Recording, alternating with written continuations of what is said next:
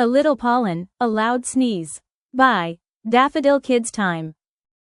My family and I went to a lakeside with trees around for a class picnic. During pollen seasons, I always carry a mask with me and wear appropriate clothes, like a long-sleeved t-shirt, long pants, closed shoes, a hat, and sunglasses. I look very cool in these. Our picnic started with fun. After eating our food, we started playing games with my friends. "We can play hide and seek," said Sarah. This was a good idea. Since the picnic area was large, there were so many places to hide. My dog Wafer was also with us. My friends loved him very much. Mel was the seeker.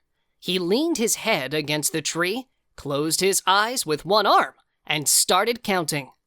1, 2, 3, 4, 5.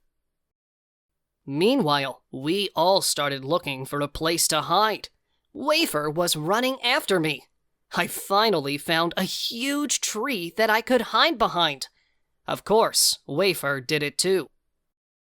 "Wafer, can't you go back to Mom and Dad? It's a little difficult for me to hide with you. We'll play with you after this game, I promise," I said quietly. "Woof! Woof!" Wafer did not accept the agreement. "Shh! Be quiet! Mel's going to find our place."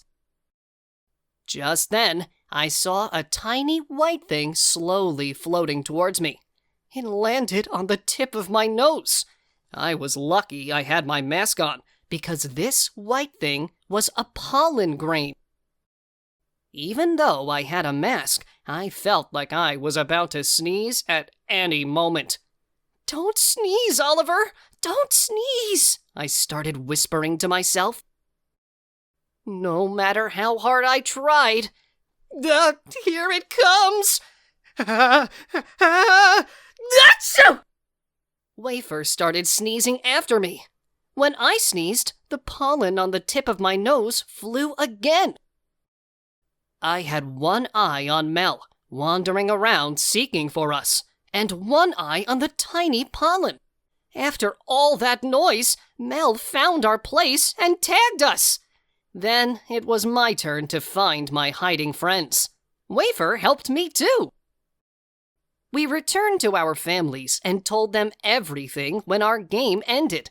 They were all amazed and loved our pollen adventure. Thanks for watching. Please like and subscribe.